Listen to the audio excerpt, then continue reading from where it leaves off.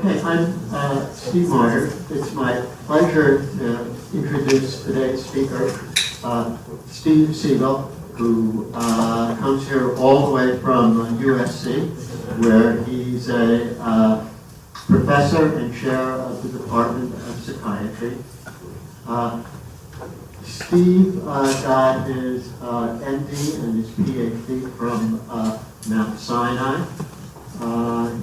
After that, he spent about 20 years at the University of Pennsylvania, where he developed a career as a researcher, a teacher, and a clinician. In some ways, he's truly a translational psychiatrist. His work spans very creative work on looking at EEG and event-related brain activity in rodents, particularly as it affects things like NMDA receptors, nicotinic receptors. He's studied social behaviors in rodents, but all with the end of improving our understanding of psychotic illnesses and developing better treatments through translation. At the same time, he's doing that work on rodents. He's done very creative work, which I think he'll be telling you about, on new delivery systems for antipsychotic drugs. He was a very admired teacher at Penn, where he was the recipient of what was called the Mark Zuba Award. And many of us from here remember Mark Zuba, who was a resident who went to Penn, flourished, and died at much too young age. So anyway, it's my pleasure to introduce Steve Siegel. We'll talk about long-term drug delivery and translational potential of EEGs in mice. Thank you. So I'd like to thank Dr. Martyr for the invitation, and thank you all for coming today. The announcement that went out focused on the EEG portion, and then I realized as I was preparing to come over that the work I did earlier in my career on long-term drug delivery really started, in some ways, here. Started with Peter Wybrow before he came here. And so I thought I would just acknowledge that bit of work briefly as a sort of homage to how Peter contributed to my career and I think to Penn. So I'm going to try to compress the two portions and make sure I get you all out on time. So for my disclosures, having now added that bit about the long-term drug delivery systems, I did want to just mention that all the work that was done at Penn yielded a portfolio of about 25 patents that's all owned by the University of Pennsylvania. That is now currently in a phase 3 clinical trial being run by Teva. And as I tell the story, I just wanted to reiterate some of the collateral benefits from, again, Peter's vision. He made some resources available to me as a resident to pursue an idea that I've had that patients with schizophrenia needed to just take their medicine. And that was not my intention in going to Penn. I went to Penn to study with Raquel Gur. I had been told that Raquel ran just a truly amazing schizophrenia center and imaging, and I thought I would be an imager. However, when I got there and I started spending time on the inpatient units, I decided that I wanted to take a little hiatus in my career and invent an annual drug delivery system. And Peter helped make that possible with what I would say, even by the standards then, was a relatively reasonable and modest investment, about $10,000, to allow me to do some pilot studies. And back of the envelope, I'd say that Penn gets about $3 million in return on investment from that including continuing to fund part of the research residency through those proceeds. So really quite a lot of vision he had in allowing residents to pursue something pretty different. So I thought I would just start with a typical case presentation. I'll go through it briefly. For the clinicians in the room, this will be old hat. For non-clinicians, hopefully this will be instructive. But it's a patient that I saw at Penn. He was my patient for about 10 years. And again, fairly typical 54-year-old guy that had psychotic disorder for the last 30 years. When he first presented through the VA system, actually, he was in the military, he described that he had anxiety and depression. And the asterisk is there to illustrate some of his insight. Because during that first hospitalization, he was in the hospital for about 20 to 30 days. He was discharged on Prolixin, and when you put those together, it doesn't sound like anxiety and depression. And in fact, his family discloses that he had to be taken care of. He went into the care of his sister. And it really looks like, in retrospect, that even back then, people recognized that he had schizophrenia. And on Prolixin, he eventually went to a depot formulation and did relatively well. He had a pretty complex medical history with Goodpasture's disease and a variety of other medical conditions. And the importance of that is that he had a fairly complex medical regimen. So there's a guy with 30 years of schizophrenia, pretty impaired, who's got to manage a lot of medicines. Interestingly, over those 30 years, he had been hospitalized some 10 times, roughly every 3 years. And when you went through the history with him, it was really the same every time. He would do well, function, live independently, sort of gain more and more autonomy, which he would exercise to then discontinue his medications and ever so slowly sort of regress through strange thoughts, strange experiences, lack of insight, lack of capacity, and end up back in hospital. The important part of this slide is just to show that he had a pretty complex medical regimen, many meds that were difficult to manage, and I grayed out the mental status exam in the service of getting to the second part, but the important part is when I saw him, he was well. He was on meds, and for all intents and purposes, he was doing really well. So when I first saw him, I took this summary from the first note and basically wrote, here's a guy who's functioning well, has a history of schizophrenia, has demonstrated over the past 30 years that given autonomy, thank you.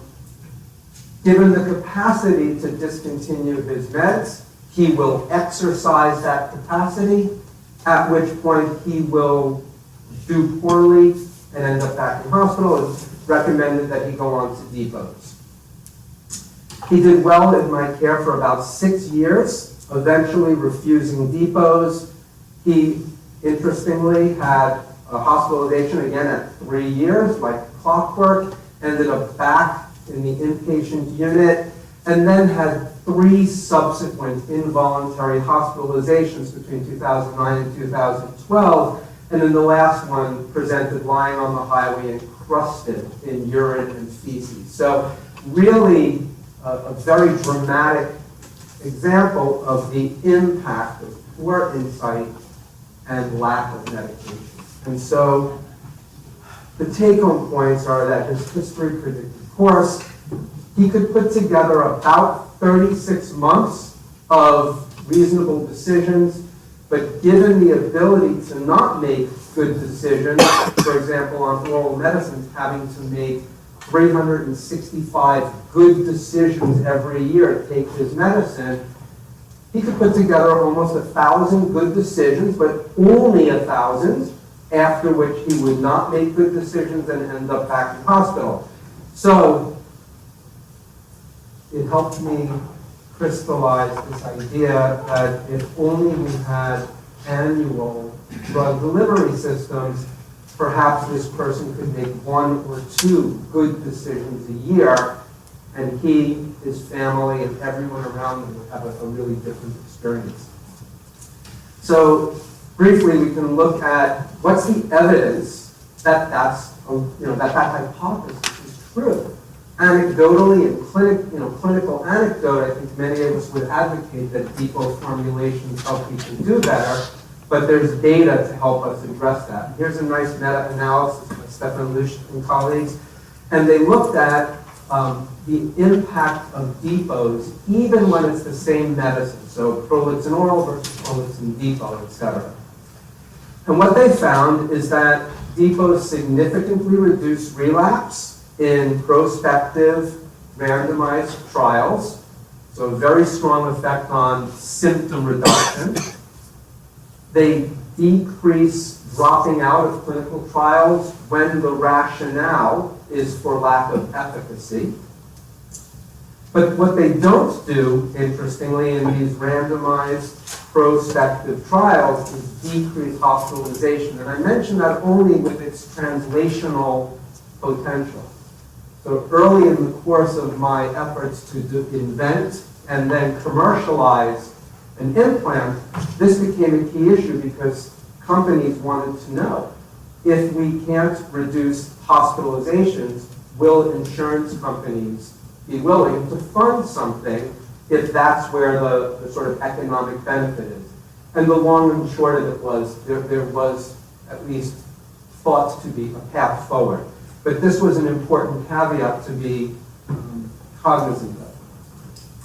And so there have also been some non-randomized or more just prospective and in some sense, some of the examples, retrospective, naturalistic studies looking at the effects of depots where one isn't screening for applicability and making sure that the patient population is appropriate for a clinical trial. As you know, on the other hand, there may be biases in who's getting depots and who isn't.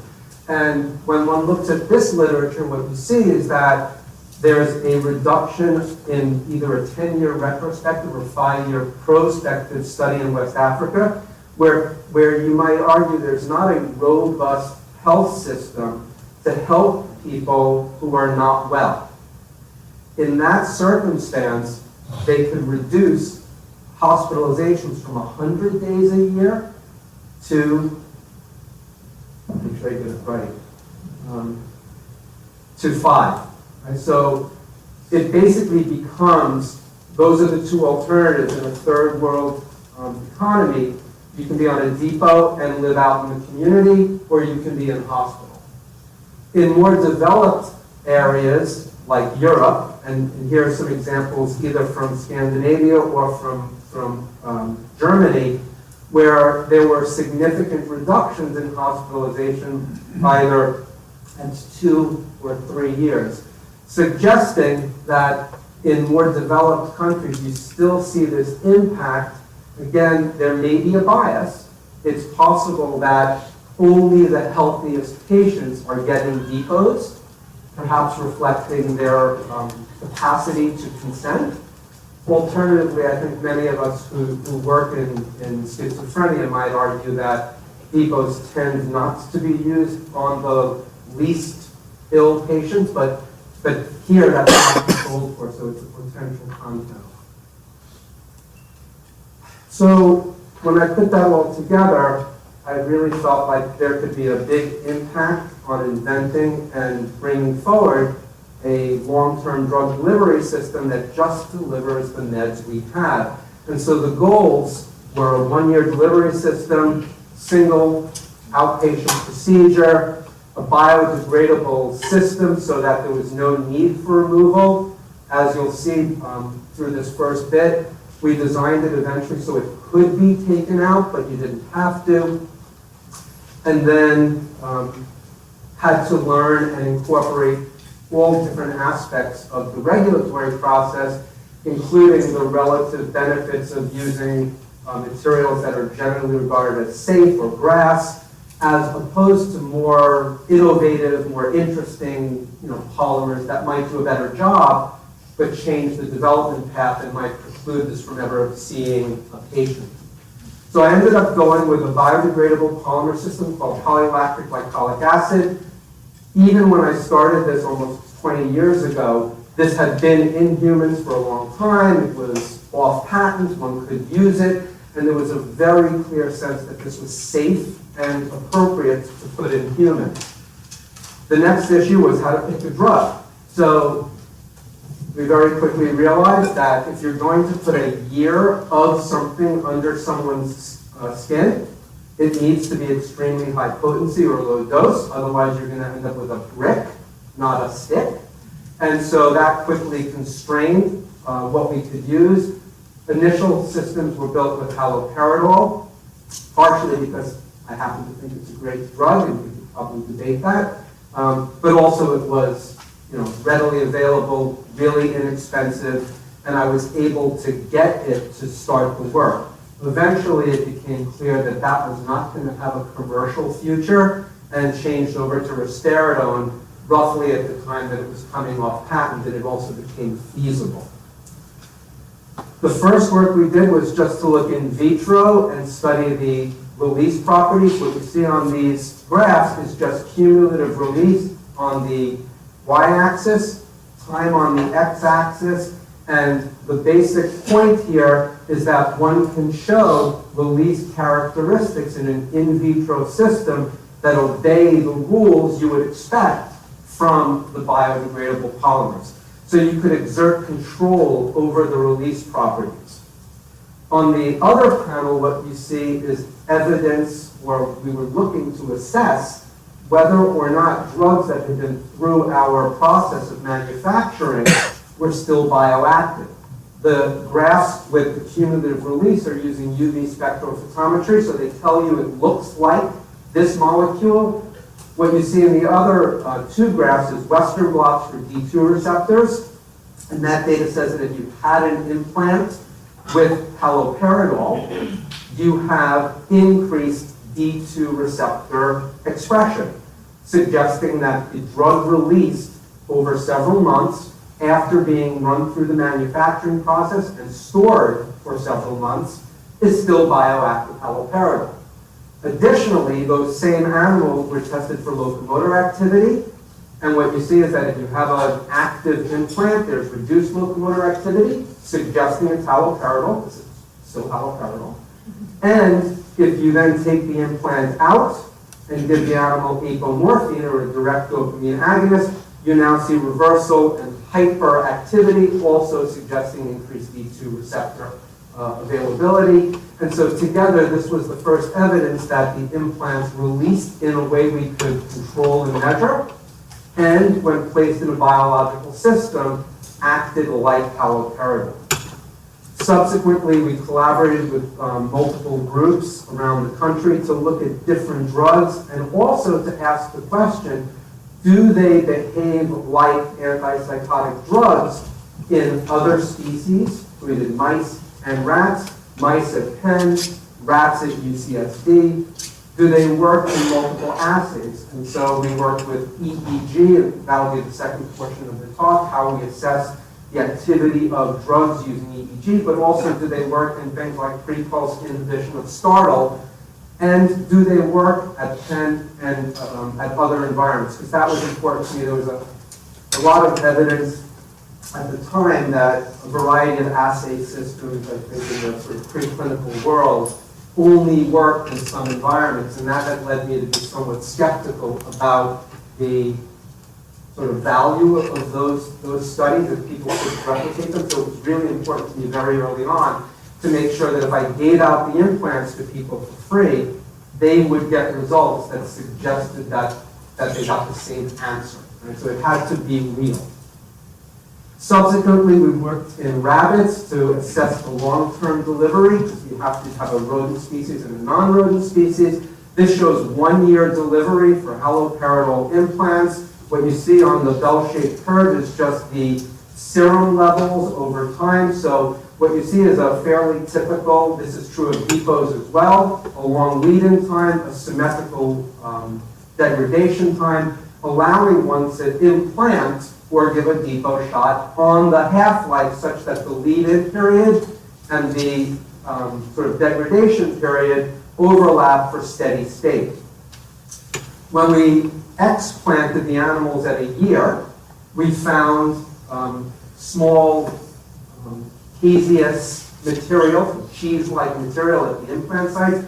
It wasn't clear to us whether those were granulomas, which would be bad, or implant material, and so we did NMR on that material and found that it was residual polymer and haloperidol. There was no evidence on histology of anything else.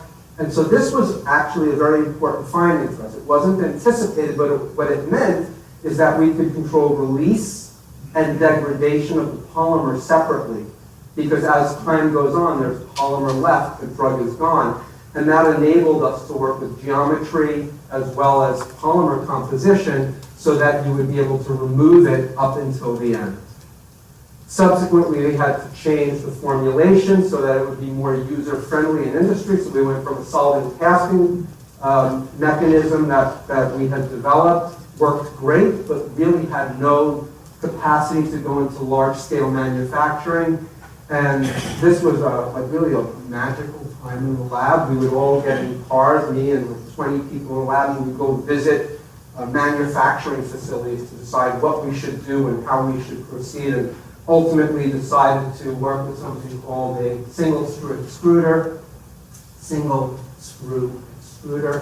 designed all the screws to meet our needs, and ultimately when this did move out into the commercial space, we're able to tell people, just this is the machine, this is the screw, this is how you make them, and fortunately, this also allowed multiple graduate students in the laboratory in material science and engineering to be writing up their theses and working out these kinds of parameters and publishing their data as we went.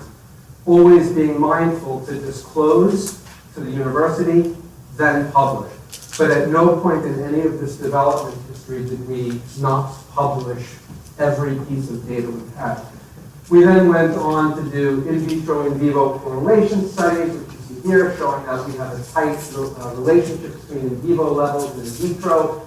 We could replicate with risperidone those release curves that allow us to manipulate the release interval.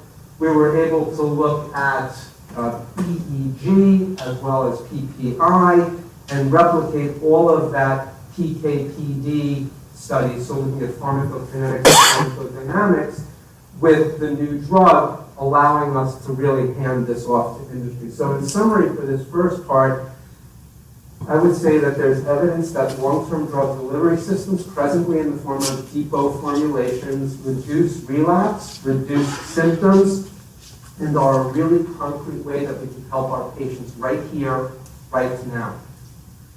Additionally, implants could take that from a 1-month irreversible procedure out to a year with a procedure where the implant could be removed. Although I have not anticipated going into it, there's a whole ethical issue that came up, and we did about a 2-year hiatus from development to really work with the community and make sure that patient groups were comfortable with this before we proceeded, especially with respect to irreversibility. And that if we were to create this system, a hypothesis is that we could really fundamentally change patient, family member, community experiences by creating a system that allows people to make 1 or 2 good decisions a year instead of having to string together hundreds. So, in closing this part, we also learned a lot about how different active pharmaceutical agents could work in these systems, opening the possibility to now investigate new drugs and how our lab went about that. So the other part of our lab focuses on target discovery and the impact of either environmental or genetic interactions with development of schizophrenia. And we do this from the perspective of mouse EEG. So I'm going to be presenting work looking at EEG profiles in schizophrenia, and then how our lab translated that back into mice, what we we're trying to achieve, and then close with the sort of title of the talk, which is a critical assessment of how that kind of preclinical EEG really fits into drug discovery and drug development from my perspective. So people with schizophrenia have a very characteristic profile of EEG abnormalities. This includes a reduction of event-related potential amplitudes, and I'll show what an event-related potential looks like in a moment. They also have increased resting power, especially in the high-frequency domain, actually exclusively in the high-frequency domain.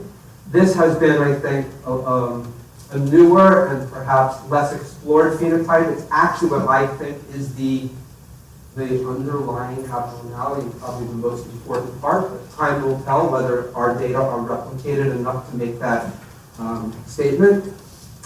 And putting this together with this decrease in event-related activity, something you could think of as signal, and an increased background noise, our group really has pursued the idea that schizophrenia is characterized by an increase in noise, a decrease in signal, essentially a signal detection problem that can be queried using auditory event-related potentials, but is pertinent to cortical and subcortical-cortical connectivity, such that if there is a background activity on which reduced signal is superimposed, that would lead to both the inability to encode information, but also the organization of random activity into experiences, given that this is a late onset disorder in adulthood or late adolescence, at a point where a brain has learned how to organize activity. So if you've got a lot of noise, you actively organize that into sensory and emotional experiences. The other important point here is that I would argue that EEG is probably the single best translational tool, given that we're looking at the same thing. We're looking at EEG in all species. We're not making any assumptions about what the animal's thinking or feeling. We are simply assessing the behavior of its brain to a sensory stimulus. So this is what an ERP looks like. And what you see on your right is 3 examples: a human ERP, a rodent ERP at the skull, and a rodent ERP using depth electrodes in a configuration that psychometrically mimics CZ, or a single electrode at the top of the skull. And what you can see is that you have the same characteristic pattern of what's called a P1, a first positive amplitude deflection, which I would argue is a thalamic component, an N1, a first major negative component, that is the primary auditory cortex firing synchronously. It's the single best measure of whether an organism can sense a tone. So for example, you can do this on newborns and determine whether they can hear in a frequency-specific way. You can do N1 amplitudes. So you can do it in a newborn, you can do it in a mouse, you can do it in an adult with schizophrenia. And then you have a variety of later components ranging from P2, which is another obligatory ERP of association cortex following a sensory stimulus, out to P3, slightly later positive deflection, which reflects detection of novelty or targets. And although I won't go into it today, one can look at very late components that reflect expectation, assess these in mice when they have an expectation that a stimulus leads to some outcome, and then you can pair that and model disordered brain activity. So as I mentioned, we have correlates between mouse and human. We can look at where these things occur. We've tested them in terms of our sort of the veracity of our hypothesis that they map on at 40%. This was not the understanding when I started this. There was a sort of a different sense of how these map.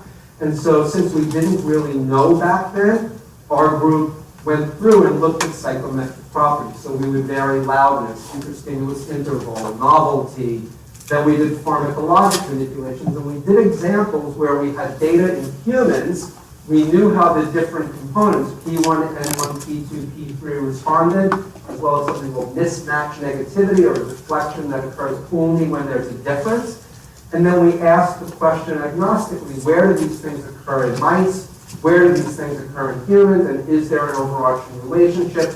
And the end result of about 5 years of those kinds of studies yielded the idea that everything in a mouse occurs at 40% the latency it does in a human. We then went on to decide which of those components were the most interesting for us and which ones we really wanted to dive into and put our energy into. There was a lot of work in the field at that time looking at something called P50 gating. Again, not something that I hope to spend a lot of time on today, although we could in discussion. But that was an ERP phenotype that turned out to be very reliably unreliable.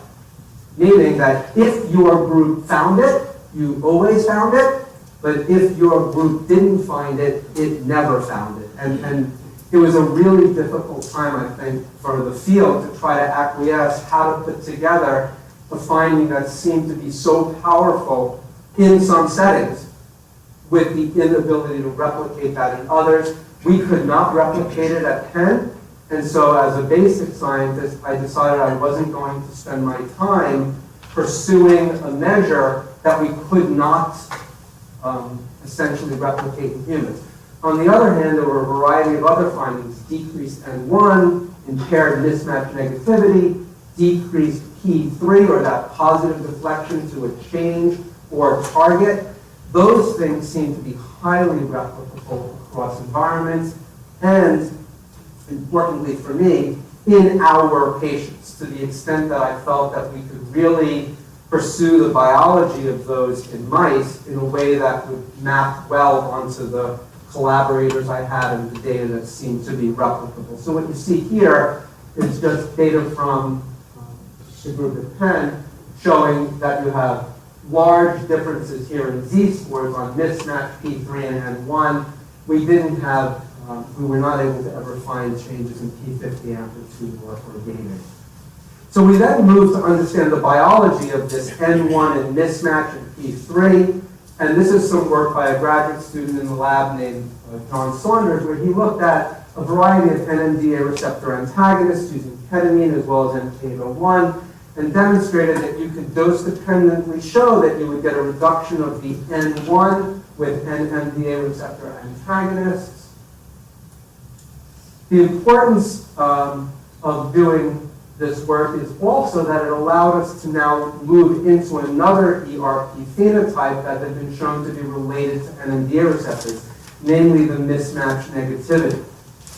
So Dan Javits and colleagues, including Dan Umbrick, had done studies showing in humans that if they administered ketamine to normal controls, those individuals would go from having essentially no psychotic symptoms and a normal mismatch to, under the influence of ketamine, having an impaired mismatch that looked like schizophrenia and concomitantly would report things like, I'm not sure whether people can read my mind.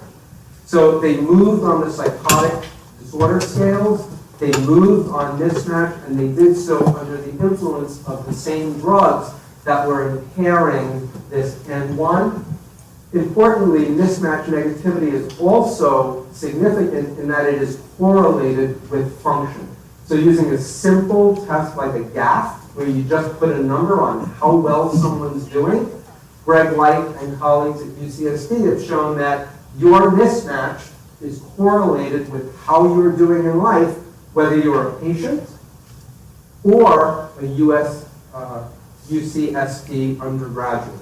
So not causation, but something about this seems to be a subtle marker of brain function that is at least correlated with how you're doing. Similarly, they have found that P3A, so the A and the B mean whether it's just a novel stimulus or a target, and something as automatic as a P3A. So what that looks like is this. You're hearing this? So this one, everyone in the room just had a mismatch and a P3A. And the extent to which you did that is correlated with how you're doing in life. So that seemed to be, it sounds simple, but at least it works as a correlation. And so that seemed like a meaningful measure of brain activity. So a study by Rich Ehrlichman in the lab just looked very simply at could we replicate mismatch in a mouse? And what you see here is the responses to this one mapped on the responses to this one, the difference, and then what happens to those with ketamine, and it looks exactly like the studies in humans where ketamine was administered, and there's a flip of that mismatch, or the difference between the response to the standard and novel. What was really interesting about this for us is that when we did those studies, so here you see the control, standard and deviant, those are areas under the curve. You see this mismatch negativity, or the accentuation of the negative deflection following the N1. When we give ketamine, what we found is that now the standards look like novels, and the novels also look like novels. And so for a long time, it reframed for us what a mismatch deficit was to the inability to encode standards. And if you can't tell when things are repetitive, you actually can't tell when things are new. And so we started thinking about this inability to encode as integral to the inability to distinguish. Concomitantly with this work, we also started looking at changes in oscillatory power, because one can take that ERP and deconstruct it into its resonant frequencies using a simple fast Fourier transform. And we started looking at this high frequency component. So that's the ERP, that's the just pulling it down into its constituent frequencies. And I'm going to focus on this high frequency activity for the next portion. So this is data from Bruce Turetsky looking at patients at Penn. As I mentioned, we have our decreased N1, our decrease in P2 or P3 here. And this was data that we could find in samples as small as 20 patients. So we took this same data, and Mike Gandel, who is a member of your department now, so as I mentioned, the first part of the lecture was about a body of work that was enabled by your chair through his support for some initial studies I did that then grew. This portion is really, and so I chose to highlight the work that Mike did at Penn, where anyone who's seen me give a talk knows that I say that my greatest contribution to science is going to be Mike Gandel. So basically what I did for him as his PhD advisor was get out of the way and let him really run and thrive. So Mike took this data and was really the first person, to the best of my knowledge, to start looking at this high frequency at rest phenotype in this way, at least since people did it in the 80s. So what we see is we can look at this in a band pass filter, where you're just looking across time and filtering the response. So you have low activity in the gamma range, then there's a stimulus, you get a burst of activity, it goes back to normal. You can take that baseline and just do an FFT, as I mentioned, and you can see the frequency by power profile, standard FFT. Or we can do wavelet analysis, where you do a family of these waves over time, where you're doing an average of the power over a window of time and then overlapping those waves so that you get an estimate of the point sort of power at any frequency at any given point in time. And so here what you see is that same burst of activity that's superimposed on background for the various frequencies. And when we did this on the same data I just showed you with the ERP, what we found is that our patients had this very significant increase in power from about 40 hertz up in the gamma range. So there was this increase in noise. Mike then went on to take this, and I'll show you some work he did using a set of animals that we were working with that had reduced NMDA receptor expression. So looking at that same data in the other two ways, you see this burst of gamma in controls, which is attenuated, so decreased signal. We see increased gamma activity before the stimulus and then after the end of the response. So we have a few different ways of looking at increased noise, decreased signal. We had done some work, a young man named Tobias Helene had done a study in the lab on mice that we got from Beverly Kohler at UNC that have reduced expression of the NR1 obligatory subunit. So they had normal expression of the sequence, so the NMDA receptors are normal, so to speak, but the promoter is disrupted, so you get reduced expression. And that group had done some interesting work showing that these mice had a variety of deficits that looked like schizophrenia in some ways. And so Mike went back and looked at these mice, and that's what our mice look like with their indwelling electrodes. And he asked the question, do they look like patients when we examine the data in this way? So what you see here is the increase in power. That's just a notch filter. So we have our increase in gamma. It's broader band than you see in patients. So these mice are not a full recreation by any means. They're rather extreme. But we started seeing this increase in background gamma.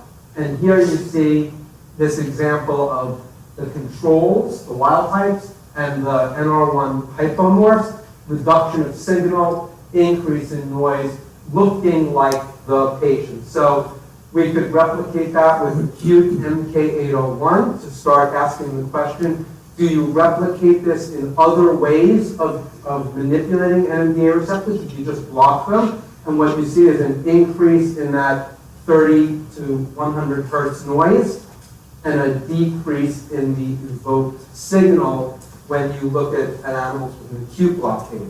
So when we put this together, what we see is that schizophrenia, NMDA receptor reduction genetically in a constitutive model, or acute administration of an NMDA receptor all replicate increased background and decreased signal in this high frequency range.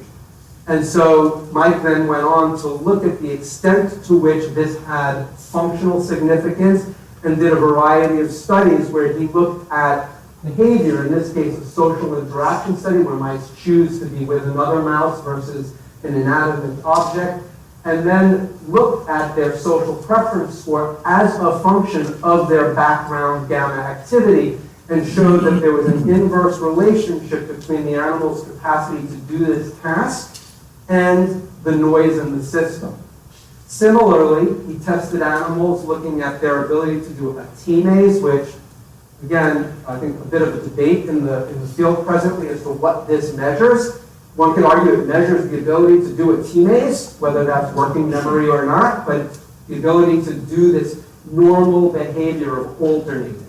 I think everyone would agree that a normal mouse alternates between going left, right. We could debate what that means, but it's normal behavior. Animals with an NMDA receptor reductions don't do that. They actually choose at chance. And if one looks at that behavior, going left, right, as a function of resting state, high frequency activity, again, one sees this inverse significant correlation.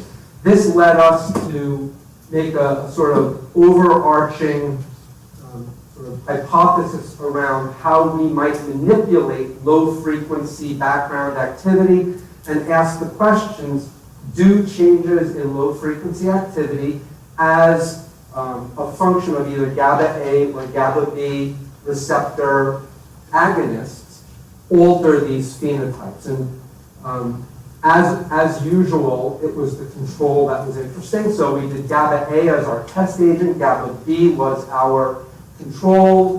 We wanted to have an agent that we had not expected to work be present. And to make a very, very long series of experiments short, it turned out, as usual for us, it was the control that was interesting. We had actually no effect of alpha-1 sparing GABA A agonists, was sort of all the rage at that time, had no impact on the EEG phenotypes or behaviors, but the GABA B agonist, baclofen, restored attenuated the abnormalities that you see here. So a reduction of this background noise on baclofen versus no baclofen in the NR1 hypomorphs.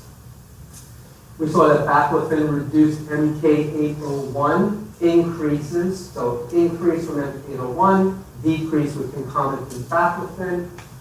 Here you can see this measure called phase locking factor, or intertrial coherence, which is a measure of synchrony in the signal. And what one can see is that the hypomorphs had a reduction in that measure, but baclofen restored it. Similarly for that measure with MK801. I don't know why that happened, nor do I feel like I have any inputs to it. There we go. So, we also looked at, as I mentioned, an alpha-1 sparing GABA-A agonist, which was going through clinical trials at the time, as well as risperidone, based on the hypothesis that this phenotype of increased noise and decreased signal was in treated patients, and so we should see it with risperidone. What we found is risperidone had no impact on it whatsoever. Interestingly, this was a time when the first clinical trial with the alpha-1 sparing GABA-A agonist had come out. It was a small study, underpowered, almost significant, but not. And everybody said, well, clearly, had this been appropriately powered, it would have been significant. So our data were problematic, right? It looked like the agent worked in humans, but it didn't work in our studies. And it was what it was, right? This is the data. What I think has been informative is the subsequent larger trial with that agent showed actually moved in the other direction. Not significant. Hasn't really moved forward as either a cognitive enhancing agent or an EEG sort of normalizing measure. So this was a case where the preclinical data actually predicted what happened in humans, even though that wasn't apparent to us at the time. Here what you can just see is that risperidone, no effect on the signal to noise. Baclofen does. The alpha-1 sparing GABA-A agonist doesn't. Pre-pulse inhibition, GABA-B agonists worked. With startle amplitude, it worked. We see a normalization of locomotor activity. However, in wild types, there is locomotor retardation. And here you can just see this effect on the spatial memory and social preference. What was important about these is it turned out that in the presence of baclofen, the GABA-B agonist, animals stay on that same line. Their gamma activity comes down and their performance increased such that that relationship of moving both metrics concomitantly held, suggesting that if one targeted the EEG, you could in fact have correlated benefit on behavior. So, in closing, we then went on to look at various models. We looked at pyramidal cell selective versus parval human selective NR1 knockouts that our lab made. All of these are readily available now. And by made, I mean it's like kindergarten level genetics. You buy the pieces, you let the mice do what they do, and they grow up to be what they grow up to be. So, didn't really make them, we just let them make themselves. And then we went on to look at cellular properties to answer the question, or to try to address the question of what this EEG phenotype was at a cellular level. And what you see here is an IO curve where we're injecting current into the pyramidal cells in the hippocampus, in this case in the CA3 region, and then looking at spike frequency. So this is measuring inherent membrane properties, not inputs. And what we found is that the NR1 hypomorphs have this dramatic increase in spike frequency so that at any given resting membrane potential, with us injecting current, they fire more. They're hyper-excitable, despite the fact that they have reduced NMDA receptors. When we replicated that in pyramidal cell versus interneuron-specific knockouts, this first one is every cell, what we found is that changing NMDA receptors in interneurons had no impact on that cellular excitability. But if you took the NMDA receptors out of only the pyramidal cells, those cells, the ones which lacked or had reduction in the NMDA receptor expression, are the ones that have increased excitability. So again, counterintuitive, but the data are what they are, so our hypothesis changes.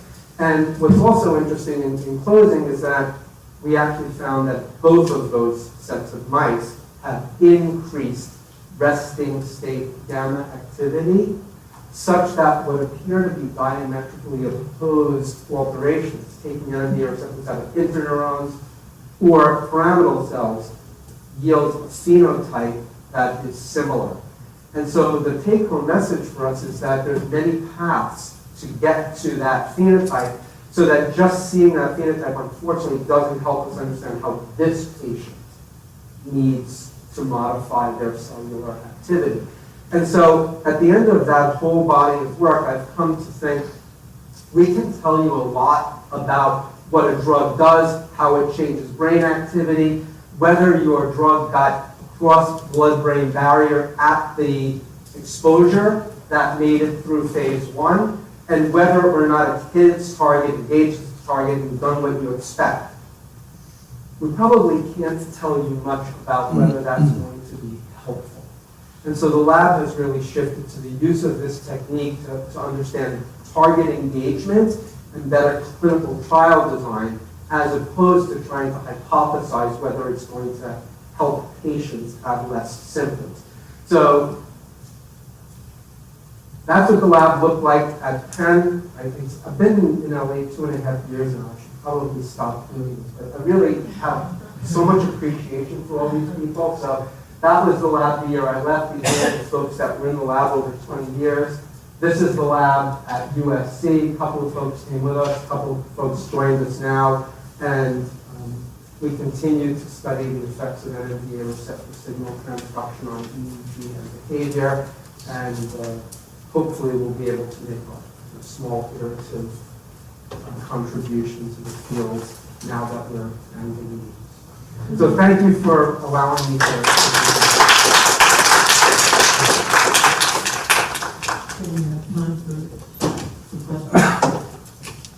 I see a great talk. It's really that combination of the clinical work and the basic science.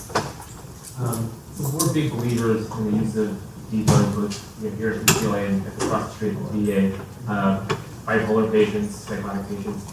I'm curious, I really like the idea of the implantable deeper just because you can take it out if something goes wrong. I'm just wondering, is there a technical limitation why you can't do an injectable depot for a year? And thinking about the example with the buprenorphine implants that really didn't take off, I think because of that barrier of trying to get people to do that procedure. And I think when they developed the injectable version, people were much more excited about finding that patient population. So there are injectable implantables, and as we were discussing before, so I have no peer into what Teva is doing with my technology now. All I know is that they've brought up a variety of platforms. I do know that they need our technology to proceed, but it's literally at that level. I believe that among the other things they have are called injectable implantables, which go in as a liquid at one, either with the presence of solvents or at one temperature, and then in situ form an implant. That has some advantages in terms of the apparent ease of injection. My concern, having spent all those years in polymer chemistry and polymer engineering, is that geometry has a big impact, and so we published a bunch of papers just looking at things like the geometry of the implant.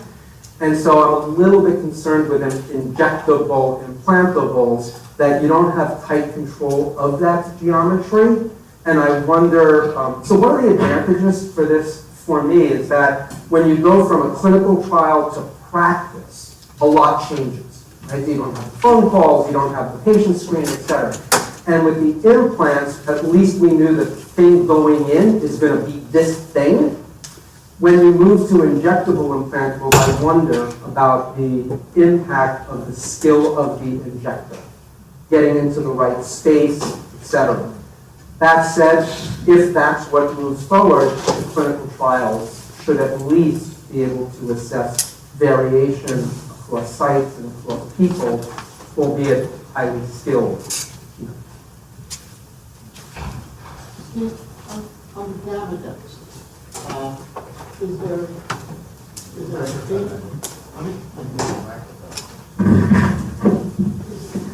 there a phenotype for it anywhere in humans?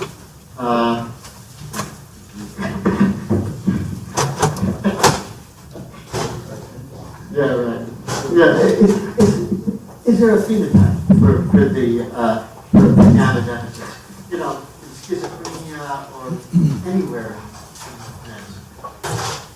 So if I'm interpreting your question correctly, could we sort people on a spectrum of some behavior, whether it be negative symptoms in general or a cognitive deficit, as it relates to their specific background gamma power?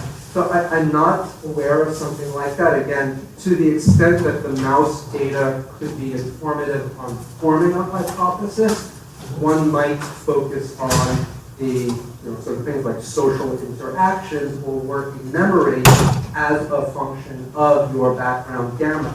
But that is simply a pre-clinically generated hypothesis. I don't know of a study that looked at that. My guess is that people in this room have all the data it would take to answer that question. And nothing would make me happier than if you went back and took the EEG spinning on your hard drives and all your phenotypes and asked the question of the relationship between background, gamma, resting state, making sure that you have an interstimulus interval of at least 8 seconds, because otherwise the signal bleeds in. And just looking at how that correlates with various outcomes to sort of then generate a protracted study. Anyway, thanks for getting through.